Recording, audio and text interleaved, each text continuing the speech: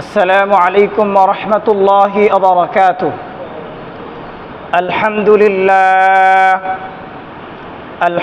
لله نحمده ونستعينه ونستغفره ونؤمن به ونتوكل عليه ونعوذ بالله من شرور أنفسنا ومن سيئات أعمالنا. من يهده الله فلا مضل له ومن يضلل فلا هادي له ونشهد أن لا إله إلا الله وحده لا شريك له ونشهد أن سيدنا وسندنا وحبيبنا ومولانا محمدا عبده ورسوله أرسله بالحق بشيرا ونذيرا وداعيا إلى الله بإذنه وسراجا وقمرا منيرا. أما بعد فقد قال الله تعالى في كلامه المجيد وفي فرقانه الحميد. أعوذ بالله من الشيطان الرجيم. بسم الله الرحمن الرحيم. يا أيها الذين آمنوا اتقوا الله حق تقاته ولا تموتن إلا وأنتم مسلمون. وقال تعالى في آية أخرى كل نفس ذائقة الموت ثم إلينا ترجعون. وقال رسول الله صلى الله عليه وسلم في الحديث الشريف الدنيا مزرعة الآخرة أو كما قال النبي عليه الصلاة والسلام. وقال تعالى في شان حبيبه ما كان محمد أبا أحد من رجالكم ولكن رسول الله وخاتم النبيين. يا أيها الذين آمنوا صلوا عليه وسلموا تسليما. সকলে মুহাব্বতের সাথে দরুদ শরীফ পড়ি। اللهم صل على محمد وعلى آل محمد كما صليت على إبراهيم وعلى آل إبراهيم إنك حميد مجيد. اللهم بارك على محمد وعلى آل محمد كما باركت على إبراهيم وعلى آل إبراهيم إنك حميد مجيد. আলহামদুলিল্লাহ, আল্লাহ পাক রব্বুল আলামিনের দরবারে আমরা লাখো কোটি শুকরিয়া জ্ঞাপন করি যে মহান রব্বে কারীম আমাদেরকে অত্যন্ত দয়া করে, মায়া করে, মহাব্বত করে পবিত্র জিলহজ মাসের তৃতীয় জুমায় আল্লাহ তাআলা আমাদেরকে আল্লাহর ঘর মসজিদে আসার জন্য তৌফিক দিয়েছেন। কোরআন এবং হাদিসের আলোকে কিছু কথা বলা এবং শোনার জন্য আমাদেরকে কবুল করেছেন। এই জন্য সকলেই অন্তরস্থল থেকে শুকরিয়া জ্ঞাপন করে সকলে বলি আলহামদুলিল্লাহ। একটু আওয়াজ দিয়ে বলি আলহামদুলিল্লাহ। সম্মানিত হাজিরিন, আজকে আপনাদের সম্মুখে আমি আল্লাহ তাআলার ভয়, ভীতি এবং মৃত্যু সম্পর্কে কিছু আলোচনা করার চেষ্টা করব। আমা তৌফিক ইল্লা বিল্লাহ। সম্মানিত ভাই ও বন্ধুগণ আমার, আপনারা সকলে অবগত আছেন যে আল্লাহ তাআলা যুগে যুগে অসংখ্য নবী এবং রাসূল প্রেরণ করেছেন। হযরত আদম আলাইহিস সালাম থেকে নিয়ে আমাদের প্রিয় নবী হযরত মুহাম্মদ সাল্লাল্লাহু আলাইহি ওয়াসাল্লাম পর্যন্ত 2 লক্ষ বা 2.5 লক্ষ পয়গম্বর আল্লাহ তাআলা দুনিয়ার মধ্যে প্রেরণ করেছেন। প্রত্যেক নবী এবং রাসূলের কাজ ছিল আল্লাহ তাআলার একত্ববাদের দাওয়াত মানুষের কাছে পৌঁছিয়ে দেওয়া। তো বাবা আদম থেকে নিয়ে এই পর্যন্ত যত মানব জাতি দুনিয়ার মধ্যে এসেছেন সকলকেই আল্লাহ তাআলা মৃত্যুর মাধ্যমে দুনিয়া থেকে উঠায় নিছেন। প্রিয় ভাই ও বন্ধুগণ আমার, আমরা দুনিয়ার মধ্যে দুনিয়ার জিন্দেগিতে প্রতিদিন সময় পার করছি, কিন্তু আমার সময় পার করাটা আল্লাহ তাআলার ভয় ভীতির মধ্যে শামিল হয়ে পার হচ্ছে নাকি আল্লাহ তাআলাকে ভুলে গিয়ে বিভিন্ন তার নাফরমানির মাধ্যমে পার হচ্ছে, এটা আমাদের জানার বিষয়, বুঝার বিষয়। সম্মানিত হাজিরিন, এই যে আমরা এই মাসে গত সপ্তাহে কোরবানি করেছি, তাই না? কুরবানি করেছি না? তো এই কুরবানি আল্লাহ তাআলার পক্ষ থেকে একটা হুকুম ছিল। আল্লাহ তাআলা সূরাতুল কাউসারের মধ্যে বলতেছেন, ফসল্লি লিরাব্বিকা ওয়ানহার, আপনি আপনার রবের উদ্দেশ্যে কি করেন? সালাত আদায় করুন এবং কুরবানি করুন। আসলে নাহার শব্দের অর্থ, শাব্দিক অর্থ হলো বহানো, বুঝছেন? নাহার শব্দের অর্থ হলো বহানো। তো আমরা যে এইভাবে গরু কুরবানি করি, গরু কিন্তু আমরা শোয়ায়ে, গরু, ছাগল, হ্যাঁ, মহিষ, এগুলো আমরা শোয়ায়ে কুরবানি করি, তাই না? কিন্তু উট কিন্তু আমরা নহর করি। কিভাবে? উটকে কিন্তু শোয়ানো লাগে না, উট দাঁড়ানো অবস্থায় তার গলায় এরকম নহর করা হয়। তো ওই জন্য আল্লাহ তাআলা এখানে নহর শব্দ ব্যবহার করেছেন। তো নহরের তাফসিরের দিকে যদি আমরা যাই, বিস্তারিত হবে, ওই দিকে আমরা যাব না। তো বিষয়টা হলো, আমরা যে কুরবানি করেছি, আমার আপনার কুরবানি, কার কুরবানি হয়েছে বা কার কুরবানি হয়নি, সেটা একমাত্র আল্লাহ তাআলাই ভালো জানেন। কথা বলেন ঠিক কিনা? সম্মানিত হাজিরিন, আপনাদের এখানে বয়ান করতেছি, আমি আপনাদের এখানে বয়ান করতেছি, আপনাদের কাছে আমার একটাই পাওনা, সেটা হলো আওয়াজ দিতে হবে। পারবেন না ইনশাআল্লাহ? এই কথা বলেন না কেন? পারবেন না ইনশাআল্লাহ? আওয়াজ দিতে হবে, আওয়াজ না দিলে বয়ান আসবে না ভাই, আওয়াজ দিতে হবে, বয়ান আসবে ইনশাআল্লাহ। সম্মানিত ভাই বন্ধুগণ আমার, তো এই কুরবানি আল্লাহ তাআলা একটা গুরুত্বপূর্ণ ইবাদত ছিল আমাদের উপর। আল্লাহ তাআলা কুরবানিকে ওয়াজিব করেছেন।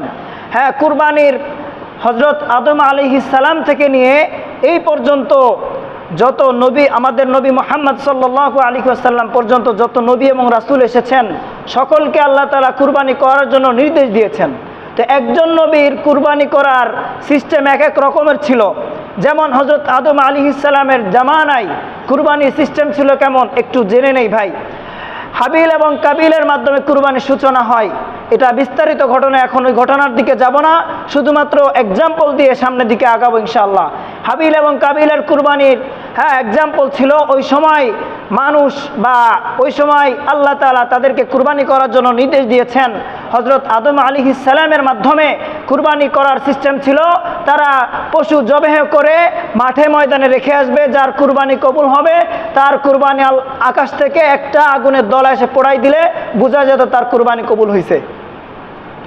এখন এরপরে হযরত ইব্রাহিম আলাইহিস সালাম, সেখান থেকেই মূলত আমাদের এই কুরবানির ধারাবাহিকতাটা আমরা যেভাবে করে আসতেছি, কুরবানির পশু জবেহের মাধ্যমে তার গোশত ভক্ষণ করতেছি। আল্লাহ তাআলা হযরত ইব্রাহিম আলাইহিস সালামকে বলেছেন স্বপ্নের মধ্যে যে আপনি আপনার প্রিয় বস্তুকে কুরবানি করুন। হযরত ইব্রাহিম আলাইহিস সালাম বৃদ্ধ বয়সে উপনীত হয়েছেন, তার একটা সন্তানও নাই। আল্লাহ তাআলার কাছে দোয়া করেন, রব্বি হাবলি মিনাস সালিহিন, হে আল্লাহ আপনি আমাকে একজন নেককার সন্তান দান করেন। এইভাবে তিনি দোয়া করতেন। 84 বছর বয়সে আল্লাহ তাআলা হযরত ইসমাঈল আলাইহিস সালামকে তার ঔরজাতে আল্লাহ তাআলা সন্তান হিসেবে দান করেছেন। সকলে বলি সুবহানাল্লাহ। ও মুসলমান ইমানদার আল্লাহর গুলাম, একটু খেয়াল দিয়ে শুনে যাবেন রে ভাই। আমার আল্লাহ পাক রব্বুল আলামিন হযরত ইসমাঈল আলাইহিস সালামের মাধ্যমে হযরত ইব্রাহিম আলাইহিস সালামকে কুরবানি করার জন্য বলেছেন। হযরত ইব্রাহিম আলাইহিস সালাম 84 বছর বয়সে উপনীত হয়েছেন। এই পুরো জামানায় আল্লাহ তাআলা তার একটা সন্তানও দেন নাই। আল্লাহ তাআলার কাছে তিনি দোয়া করতেন, রব্বি হাবলি মিনাস সালিহিন, হে আল্লাহ আপনি আমাকে একজন নেককার সন্তান দান করুন। আল্লাহ তাআলা হযরত ইব্রাহিম আলাইহিস সালামকে হযরত ইসমাঈল আলাইহিস সালামকে দান করলেন। দান করার পরে হযরত ইসমাঈল আলাইহিস সালাম মোটামুটি যখন বুঝা শিখলেন, চলাফেরা করতে উপনীত হলেন, এমন সময় আল্লাহ তাআলা হযরত ইব্রাহিম আলাইহিস সালামকে স্বপ্নের মধ্যে দেখান, হে ইব্রাহিম খলিলুল্লাহ, আপনি আপনার প্রিয় বস্তুকে কুরবানি করুন। হযরত ইব্রাহিম আলাইহিস সালাম প্রথম দিন 100টা দুম্বা কুরবানি করলেন। 100টা দুম্বা কুরবানি করার পরে দ্বিতীয় দিন আবার হযরত ইব্রাহিম আলাইহিস সালাম একই স্বপ্ন আবার দেখলেন। আল্লাহ তাআলা বললেন আপনার প্রিয় বস্তু কুরবানি করেন। আবার 100টা দুম্বা তিনি আল্লাহর রাস্তায় আবার কুরবানি করে দিলেন। এভাবে কুরবানি করার পরে তৃতীয় দিন আবার দেখলেন আপনার প্রিয় বস্তুকে কুরবানি করেন। এরপরে হযরত ইব্রাহিম আলাইহিস সালাম তিনি ভাবতে লাগলেন যে আমার এই বর্তমান সময় আমার কাছে আমার পুত্র ইসমাইল ছাড়া আমার কাছে অন্য কোনো জিনিস আমার কাছে প্রিয় হতে পারে না। তখন ইব্রাহিম আলাইহিস সালাম আল্লাহ তাআলার স্বপ্নের মাফহুম বুঝার পরে হযরত ইসমাইল আলাইহিস সালামকে বললেন, হে সন্তান, আমি তোমাকে স্বপ্নে দেখেছি, আমি তোমাকে জবে করতেছি। তখন আল্লাহ তাআলা কোরআনে কারীমের মধ্যে আয়াত নাজিল করলেন। হযরত ইব্রাহিম আলাইহিস সালাম ইসমাইল আলাইহিস সালামকে পুরো ঘটনা বলার পরে আল্লাহ তাআলা যে আদেশ দিয়েছেন তাকে সে আদেশ পালন করার জন্য ইসমাইল আলাইহিস সালাম বললেন, হে পিতা, আপনি তাই করুন যা আপনি স্বপ্নের মধ্যে দেখেছেন। এরপরে হযরত ইসমাইল আলাইহিস সালামকে কুরবানি করার জন্য তিনি দূর দেশে নিয়ে যাচ্ছিলেন। এরপরে তিনি কুরবানি করার জন্য পূর্ণ প্রস্তুতি গ্রহণ করার পরে তিনি কয়েকবার ইসমাইল আলাইহিস সালামের গলায় ছুরি চালানোর পরে তার কুরবানি হচ্ছিল না। এরপরে আল্লাহ তাআলা জান্নাত থেকে একটা দুম্বা ইসমাইল আলাইহিস সালামকে সরিয়ে ইব্রাহিমের ছুরির নিচে দিয়ে ওই দুম্বাকে কুরবানি করে দিলেন। সকলে বলি সুবহানাল্লাহ। মুসলমান ইমানদার, আজকে আপনি আমি কুরবানি করে একটু খেয়াল করে শোনেন যে ইসমাইল আলাইহিস সালামকে কুরবানি করার জন্য বলেছেন। আজকে যদি ইসমাইল আলাইহিস সালাম কুরবানি হয়ে যেত তাহলে বুঝতে আমার আপনার বাকি নাই যে তারপর থেকে আমাদের সন্তানদেরকে কুরবানি দিতে হতো। কথা বলেন ঠিক কিনা? তো আল্লাহ তাআলা কত সিস্টেম আমাদের জন্য সুন্দর করে সিস্টেম করে রেখেছেন। তো আজকে আমি আপনি কুরবানি করি, এই কুরবানি আমার আপনার কবুল হয় কিনা এটাও তো জানার বিষয়। কথা বলেন ঠিক কিনা? আল্লাহ তাআলা পবিত্র কালামুল্লাহর মধ্যে বলেন, ফাসাল্লি লিরাব্বিকা ওয়ানহার, হে নবী আপনি আপনার রবের উদ্দেশ্যে কুরবানি নামাজ আদায় করুন এবং কুরবানি করুন। ফাসাল্লি লিরাব্বিকা ওয়ানহার, আপনি আপনার রবের উদ্দেশ্যে নামাজ আদায় করুন এবং কুরবানি করুন। আল্লাহ তাআলা বলতেছেন সূরাতুল কাউসারের মধ্যে। তো আমি আপনি যে বর্তমান জামানায় কুরবানি করি, এই কুরবানি কবুল হয় কি হয় না? আসলে কুরবানির দ্বারা উদ্দেশ্য হলো আল্লাহ তাআলা তাকওয়া অর্জন করা। কথা বলেন ঠিক কিনা? ও মুসলমান ইমানদার আল্লাহর গোলাম, আজকে সমাজের দিকে যদি আমি আপনি তাকায় দেখি, যারা অনেক টাকা পয়সাওয়ালা হয়েছে, বিশেষ করে ঢাকা শহরের দিকে যদি আপনি যান, একজন গরিব মানুষ 800 টাকা 1000 টাকা গরুর মাংস ক্রয় করে খেতে পারে না। তারা ওই বড় লোকদের দ্বারে দ্বারে যায়, ভাই আমাকে এক টুকরা মাংস দেন। তারা কি করে, ওই পুরা মাংস জবে করার পরে ওই পুরা গোস্তটাকে ফ্রিজের মধ্যে ফ্রিজিং করে রেখে দেয়। এই গরিব মানুষ তারা এক টুকরা 2 টুকরা মাংসের জন্য দাঁড়ে দাঁড়ে ঘুরে বেড়ায়। ও বাবা, একটু খেয়াল দিয়ে দেখেন বর্তমান সমাজের অবস্থা কি? আমার আপনার কুরবানি কবুল হয় কি হয় না? ওই ঢাকা শহরের প্রত্যেকটা অলি গলির মধ্যে যদি আমি আপনি দেখি, তারা কুরবানি করার পরে তারা তাদের গোস্তকে পুরোটাই ফ্রিজিং করে রেখে দেয়। হাড্ডিওয়ালা মাংস 2-1 পিস হয়তোবা 2-4 জন গরিবকে দিয়ে তারা বিদায় করে দেয়। অনেকে আছে এক টুকরা গোস্ত পায় না, সন্তানকে বলে বাবা আরেকটু ধৈর্য ধরো, তোমার জন্য তোমার বাবা মাংস আনতেছে, মাংস আনার পরে তোমার বাবা মাংস আনার পরে আমি রান্না করে দিব, তুমি মাংস দিয়ে ভাত খাও রে বাবা। এইভাবে মা বারে বারে সন্তানকে কি করে, সন্তানকে সান্ত্বনা দেয়, অথচ বাবা তো গোস্ত আনতে পারে না। বর্তমান যুগের অবস্থা এমন, আমরা তো কুরবানি করি একমাত্র ওই আল্লাহ তাআলাকে সন্তুষ্টি করার জন্য, কিন্তু আমি আপনি কুরবানি করি গোস্ত খাওয়ার জন্য নয়। আমার আল্লাহ পাক রব্বুল আলামিন কালামে পাকের মধ্যে বলেন, লা ইয়ানালাল্লাহু লুহুমুহা ওয়ালা দিমাউহা ওয়ালাকিন ইয়ানালুহুত তাকওয়া মিনকুম। আমার আল্লাহ পাক রব্বুল আলামিন বলেন, তোমরা যেই পশু কুরবানি করো, যেই জন্তু কুরবানি করো, জন্তুর রক্ত মাংস গোস্ত কিছুই আমি আল্লাহ তাআলার নিকটে পৌঁছাই না, শুধুমাত্র তোমাদের অন্তরের তাকওয়া পৌঁছায়। সকলে বলি আল্লাহু আকবার।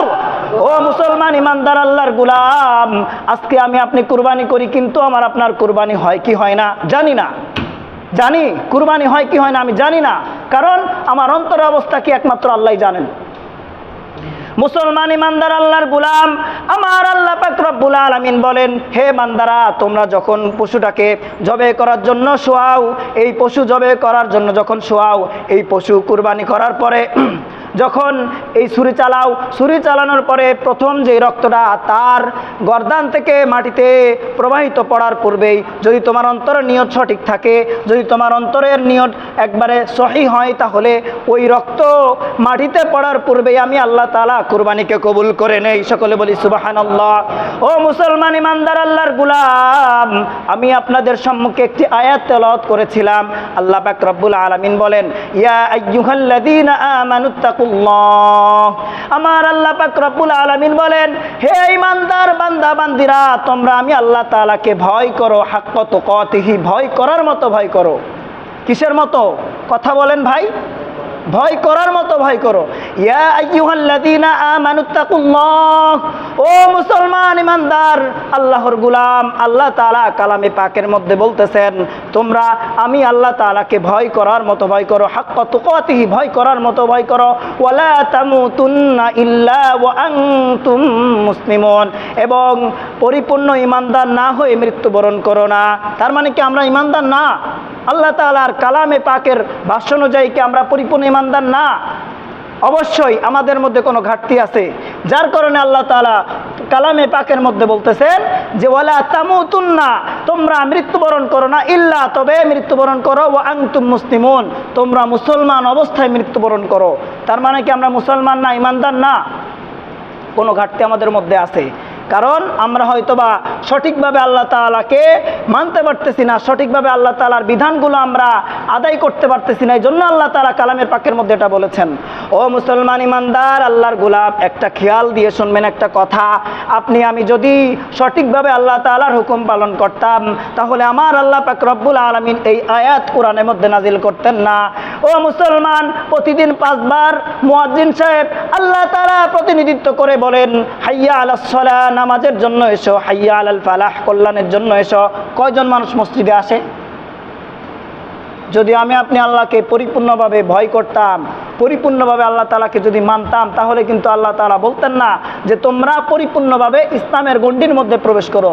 ইয়া আইয়ুহাল্লাযীনা আমানু দুখুলু ফিস সিলমি কাফা, তোমরা পরিপূর্ণভাবে ইসলামের গণ্ডির মধ্যে প্রবেশ করো। ও মুসলমান ইমানদার আল্লাহর গোলাম, আমার আল্লাহ পাক রব্বুল আলামিন কালামে পাকের মধ্যে আরো জানায় দেন, বান্দারে তুই দুনিয়ার মধ্যে যা কিছু করিস না কেন, সব কিছু আমি আল্লাহ তাআলা দেখি, তোকে শুধু ছাড় দেই। একজন মুয়াজ্জিন সাহেব আপনাকে প্রতিদিন 5 বার ডাকে, আল্লাহ তাআলা ডাকে মুয়াজ্জিন সাহেবের মাধ্যমে, মসজিদে আসো, নামাজের জন্য আসো। আমি আপনি যদি আমার ছেলেকে, আমার ভাইকে যদি একবার ডাক দেই, দ্বিতীয়বার যদি ডাক না শোনে, তাহলে আমি তার উপর রাগান্বিত হই কি না হই ভাই? আমাকে যদি আপনি একবার ডাক দেন আর আমি যদি ওই ডাকে সাড়া নাই দেই, আমার উপর আপনার রাগ হয় না? এই কথা বলেন না কেন? রাগ হয় কি হয় না? তো আল্লাহ তাআলা আমাকে আপনাকে প্রতিদিন 5 বার ডাকতেছেন, একবারও কি আল্লাহর ডাকে সাড়া দিয়ে মসজিদে আসতেছি? আল্লাহ চাইলে তো আপনাকে এই জমিনের মধ্যে ধ্বংস করে দিতে পারেন, গজব নাজিল করে। কোন অবস্থায় আছেন? খবর আছে আপনার? খবর আছে আপনার? আপনি কি করতেছেন দুনিয়ায়? এত সুন্দর আলিশান মসজিদ করতেছেন, এত সুন্দর আলিশান, কত সুন্দর টাইলসওয়ালা মসজিদ আপনারা বানাইতেছেন। এই মসজিদের সৌন্দর্য তো মুসল্লিদের মাধ্যমে। আপনারা কই থাকেন?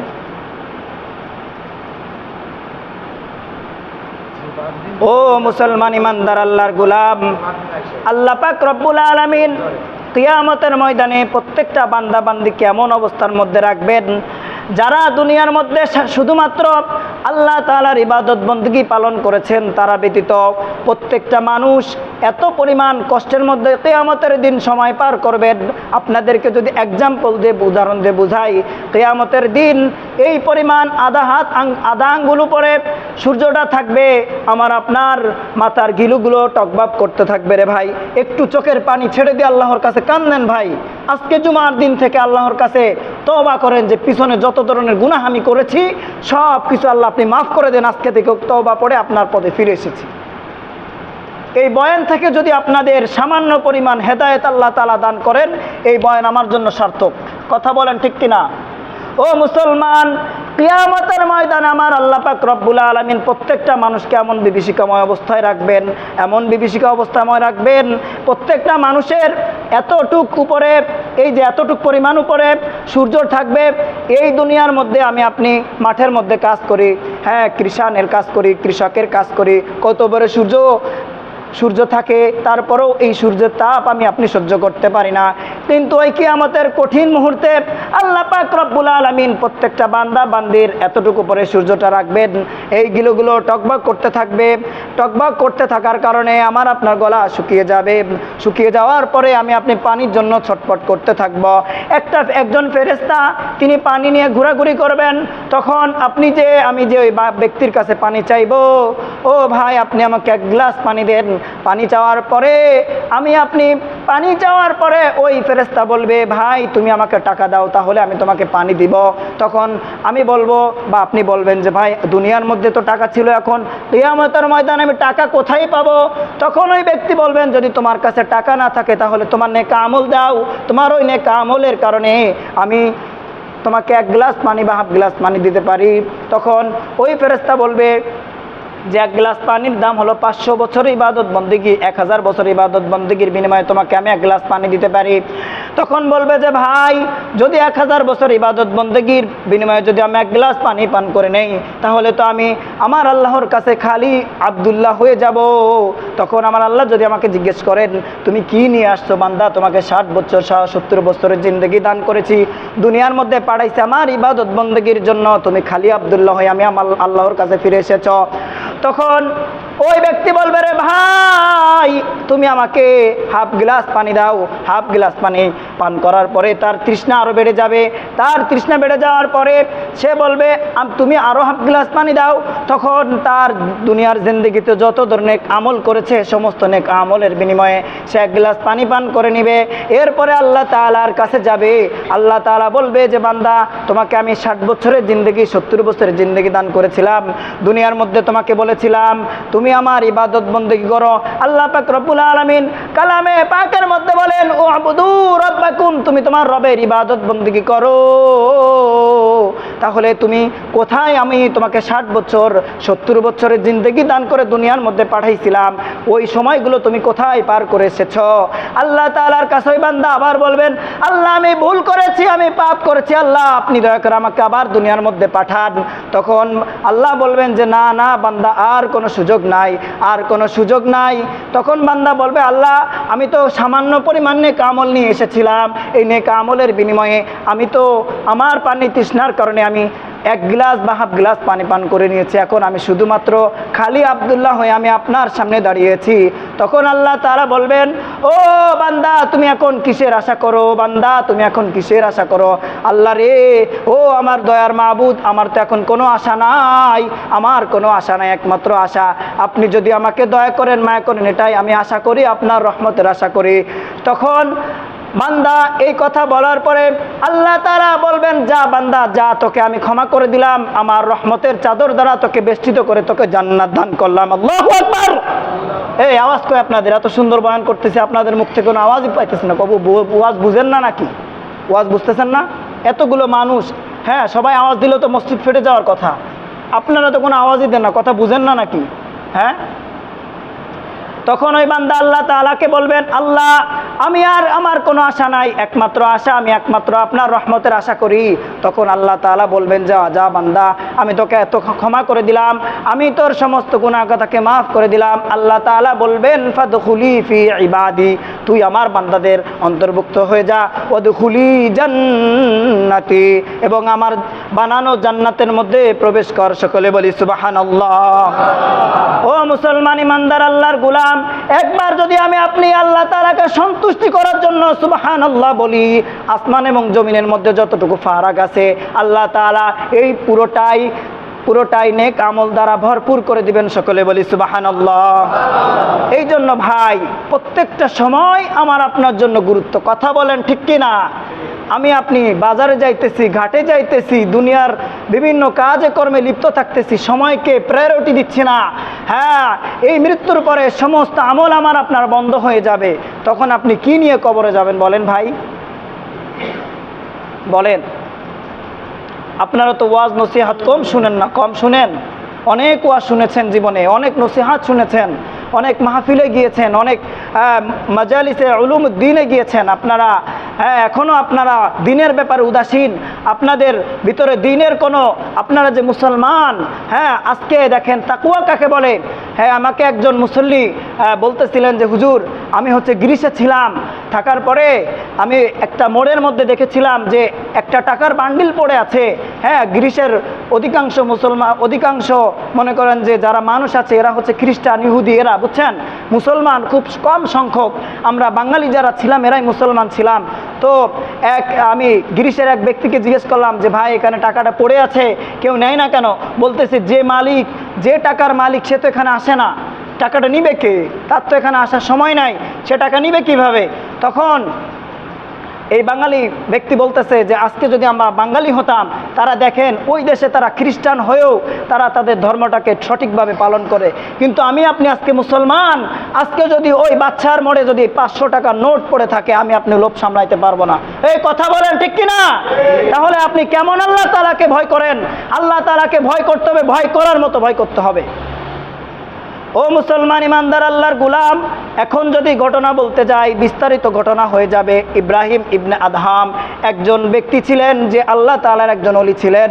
তিনি নদীর পাড় দিয়ে যাইতেছিলেন, যাওয়ার পরে তার এত পরিমাণ ক্ষুধা লেগেছে, এত পরিমাণ ক্ষুধা লেগেছে, এই নদীর পাড়ে কোথাও একটা আপেলের বাগান ছিল।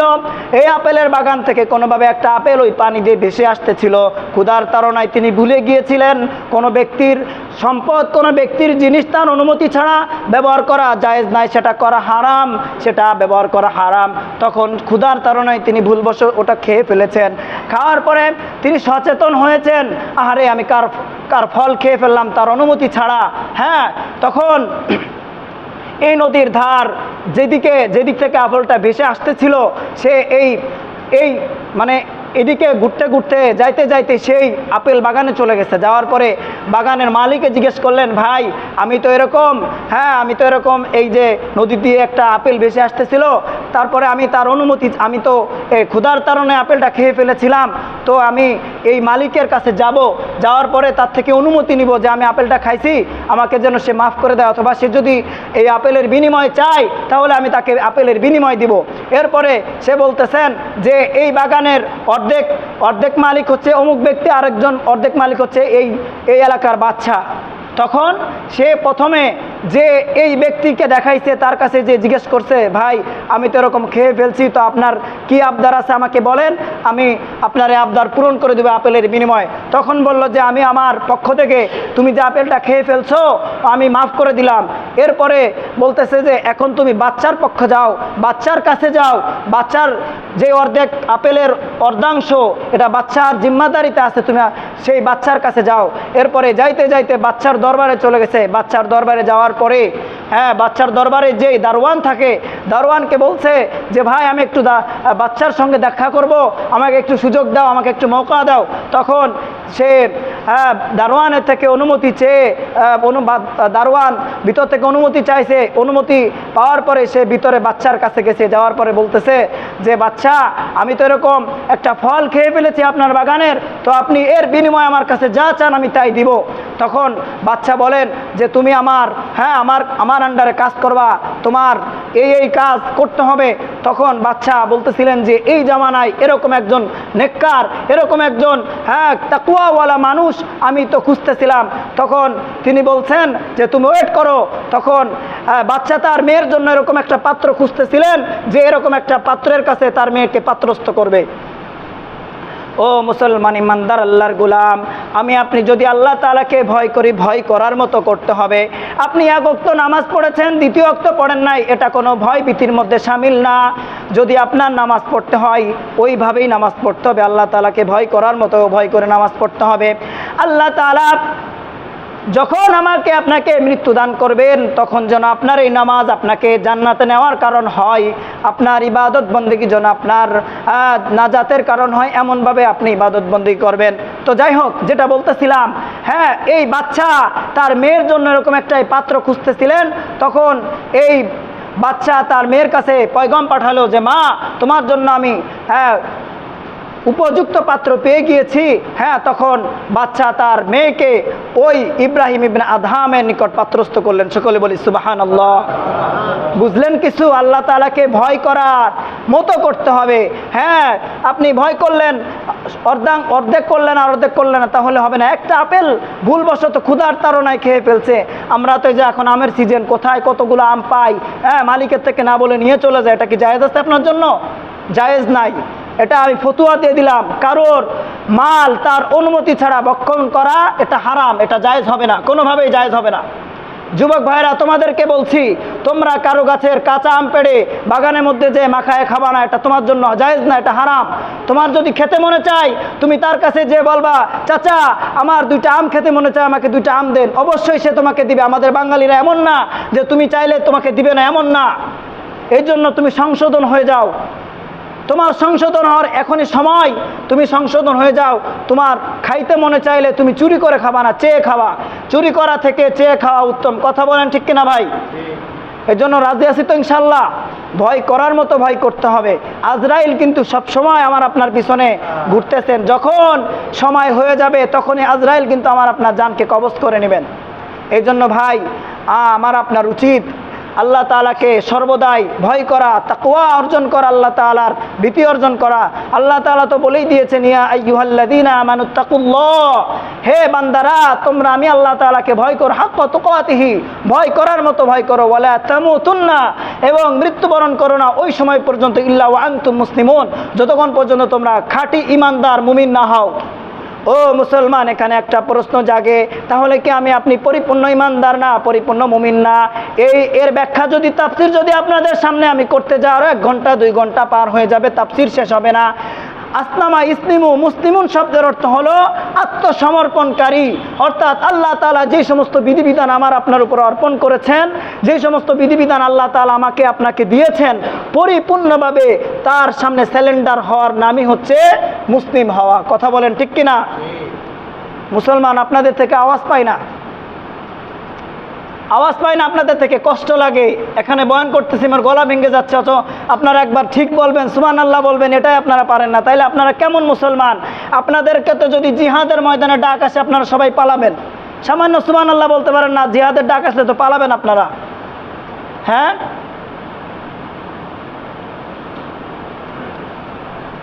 এজন্য ভাই, আজকে থেকে আমি আপনি তওবা করে নিই। আমার দাদা চলে গেছে, নানা চলে গেছে, বাবা চলে গেছে, ভাই চলে গেছে, আমিও চলে যাব। প্রিপারেশন গ্রহণ করি এখন থেকেই, কারণ সময় নাই, সময় খুব সংকীর্ণ, খুব সময় সংকীর্ণ। যে যা করেছেন আপনার আমল সম্পর্কে আপনি ভালো জানেন, আমার আমল সম্পর্কে আমি ভালো জানি।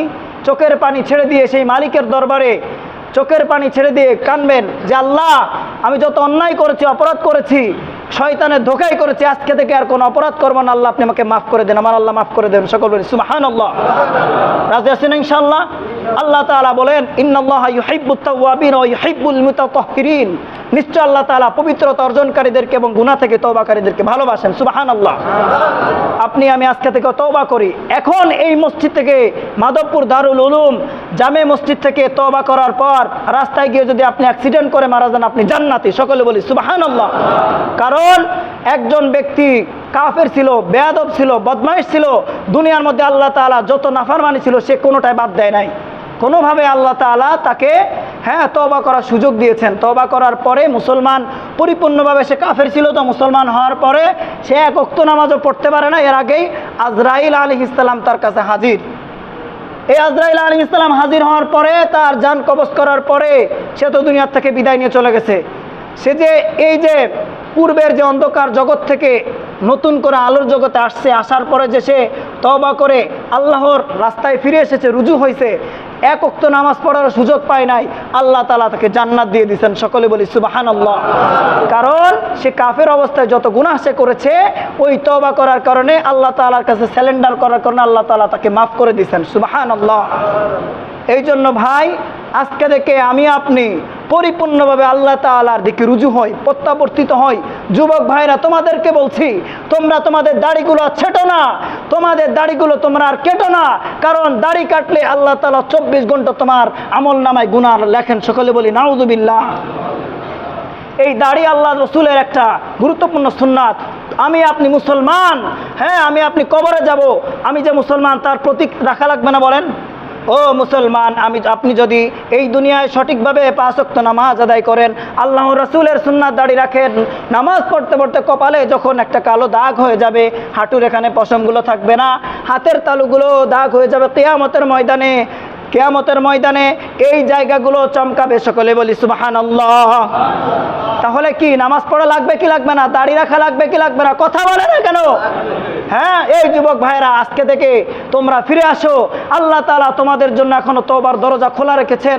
ভাই, আল্লাহ রসুল সাল্লাল্লাহু আলাইহি ওয়াসাল্লাম হাদিসের মধ্যে বলতেছেন, আল কবরু ইম্মা রাউদাতুম মিন রিয়াদিল জান্নাহ আও হুফরাতুম মিন হুফারিন নার। হে, তোমাদের জন্য কবর কারোর জন্য জান্নাতের বাগান হবে, অথবা কারোর জন্য জাহান্নামের গর্ত হবে। ভাই, তোমার ঘরের পিছনে কবর আছে, তোমার ভাইয়ের কবর আছে, তোমার দাদার কবর আছে। ওই কবরের মধ্যে কি হচ্ছে তুমি আমি জানি না, অথচ এই কবরের মধ্যে আল্লাহ তাআলা সাপ এমনভাবে পাঠায় দিবেন, এই সাপ যদি দুনিয়ার মধ্যে ফুস করে, এই সাপ ফুস করার কারণে এই দুনিয়ার মধ্যে যত সবুজ তৃণলতা আছে, একটা তৃণলতাও বছরের পর বছর পার হয়ে যাবে, এই তৃণলতাগুলো আর আগের মতন সতেজ হবে না। তাহলে বুঝেন। আরে ভাই, কয়েকদিন আগে ফেসবুকের মধ্যে একটা ছবি দেখছিলাম, কবর খুঁড়তে খুঁড়তে এমন একটা সাপ বের হয়েছে যেটা দেখলে আপনি ভয়েই মারা যাবেন।